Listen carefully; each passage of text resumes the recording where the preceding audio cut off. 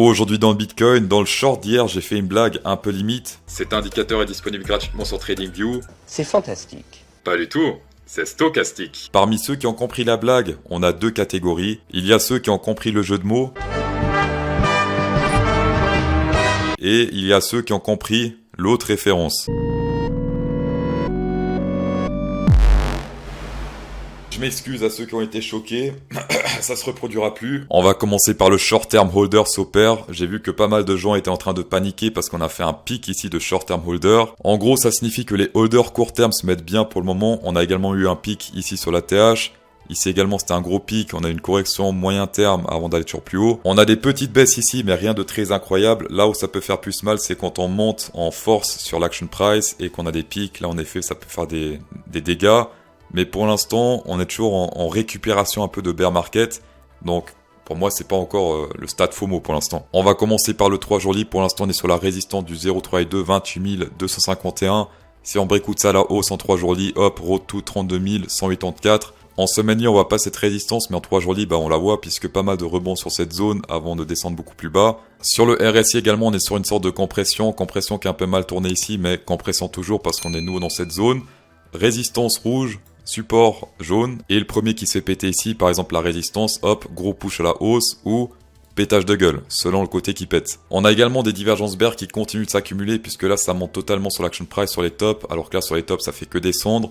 Mais shorter en tendance haussière comme ça, un peu risqué, surtout qu'on a pété les MA 200. On rappelle que les MA 200 est la dernière résistance d'une tendance, que ce soit haussier ou baissier. Ici par exemple, on a pété à la baisse, on a fait des fake-out à la hausse un peu hop hop avant de bien se péter la gueule puisque EMA 200 pété à la baisse. Pourquoi pas faire des sortes de fake-out ici, changement de tendance avant de continuer cette tendance, tout comme on l'a fait ici. Chose également intéressante en jour lit, ce sont ces pair range qu'on peut dessiner en logarithmique. Pas mal de supports résistance qui sont très précis ici. Et là, on a pété cette résistance-là. Et du coup, road to prochaine résistance qui est autour de, plus ou moins, 29 500 $. Pour ceux qui sont déjà dans le train en jour lit ou en 4 heures, pourquoi pas attendre cette target. Mais pour ceux qui veulent rentrer maintenant, eh bien, le risque, c'est les MA 20. Et c'est très éloigné par rapport à la target.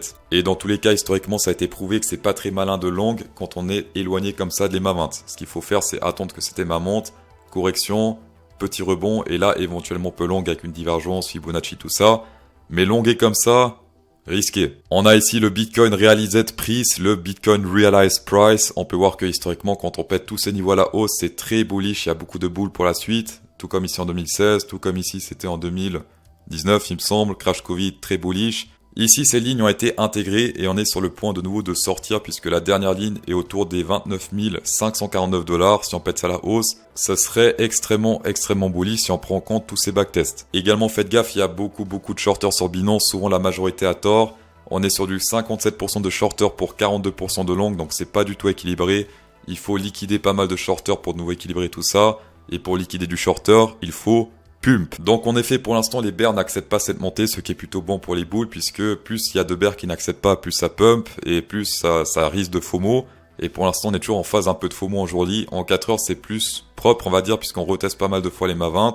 Mais en jour lit c'est, comme j'ai dit avant, c'est risqué de long. En 4 heures également la tendance est haussière, on enchaîne pas mal de divergences bulles et pourtant ça fait pas trop de résultats incroyables. Ici par exemple ça monte, là ça descend, divergence bull. On avait également un petit truc ici, là ça monte, là ça descend, divergence bull. Et il y a des pumps, mais c'est pas des trucs magiques. Ça compresse également sur le RSI, donc attention au breakout sur le RSI, ça peut faire très mal au bull si on breakout ici à la baisse, très mal au bear si on breakout à la hausse. Sur Binance Spot, c'est extrêmement rouge au nord, pas très rouge au sud. On a un ordre ici à 27 500 qui est quand même assez élevé. Mais si on prend tout en compte, c'est quand même plus intéressant au nord pour les market makers. Et sinon sur Binance Future, c'est un peu plus équilibré, mais quand même plus de rouge au nord et de jaune qu'au sud. Si vous êtes un trader expérimenté grâce à mes partenaires, au vent de description, vous pouvez checker jusqu'à 30 000 $ sur Bybit en bonus. Et maintenant, à partir de aujourd'hui, 20% de rabais sur les frais. C'est magnifique, c'est énorme déjà que c'est pas cher de base. En plus de ça, vous avez 20% de rabais sur les frais avec mon lien. Pour les fans de BitGet, vous avez 8000 de bonus. Et pour les fans de Binance, vous avez 500 de bonus. Tapez dedans. On va passer au vent Ethereum, mais cette fois-ci sur la dominance du Ethereum parce qu'il y a pas mal de choses à dire. On a déjà ici cette grosse zone de volume qui, pour l'instant, on nage dedans. Donc breakout à la hausse très bullish, breakout à la baisse très bearish, premier signal bullish ou bearish. On a également ce support diagonal qui fait son effet. Si on breakout ça à la baisse, c'est pas très bon. Ça pourrait annoncer également un breakout de cette zone de volume à la baisse. Et donc pas bon. En plus de ça, on a une compression gigantesque sur le RSI qui est vraiment énorme, d'accord, compression, compression, compression. On a fait un fake-out ici à la baisse, mais continuation de compression, une fois plus, breakout à la baisse, très bearish, à la hausse, très bullish. Ethereum donné on-chain, hier on a fait un petit pic de levée ici, ça c'était pas très bon, du coup correction directe, imminente, et on est de nouveau sur un niveau stable, donc ça c'est bon quand il n'y a pas trop de levier. C'est sain, quand il y a trop de levier comme là, bah c'est pas bon, pétage de gueule. Et également l'Open Interest commence à tester des zones un peu étranges qui font office de top local. Par exemple ici ce pic, top local, ce pic là, top local. Pic une fois plus encore plus élevé que les précédents top local. Et pour l'instant, ça ne descend pas trop par rapport aux top locaux local précédents. On va passer au coin du public, on a Hasta Siempre qui dit « Salut man, y a moyen d'analyser le Ultra US man ? Peace and love, man. » Alors, pour Hasta Siempre, Commandante Che Guevara sur le US Ultra Tether sur KuCoin en jour libre. Alors déjà, première chose intéressante sur le RSI, c'est ce niveau 50 sur le RSI qui fait son effet, puisque pas mal de résistance dans le passé, pétage à hausse, gros pump, pétage à baisse, gros dump, et là, une fois plus, on a pété à la hausse, ce qui signifierait que le pump ne soit pas terminé sur le ultra. On est actuellement sur la plus grosse zone de volume, donc là ce serait pour moi si t'es à 100% dedans, un 40% de TP, et le reste ça pourrait pump pas mal, mais si on se retourne ça serait ici.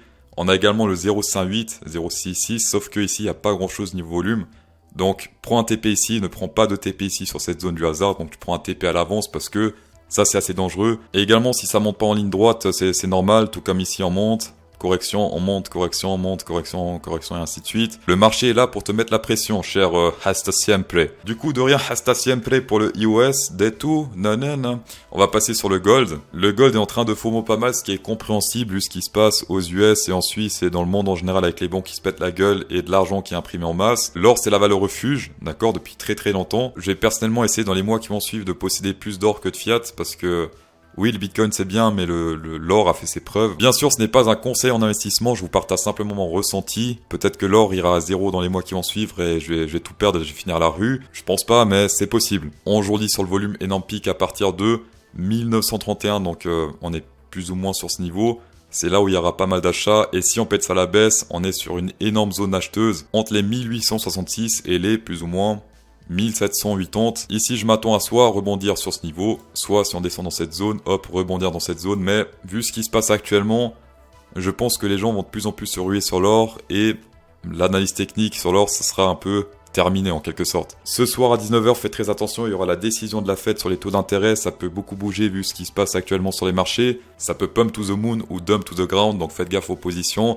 Soit les fermer, soit les protéger, bref, pas vous faire sélectionner ce soir. Et dans tous les cas, master, checker cette vidéo, c'est toujours un plaisir. Insérez un pouce bleu dans cette vidéo pour incrémenter encore plus le plaisir. Et bonne soirée.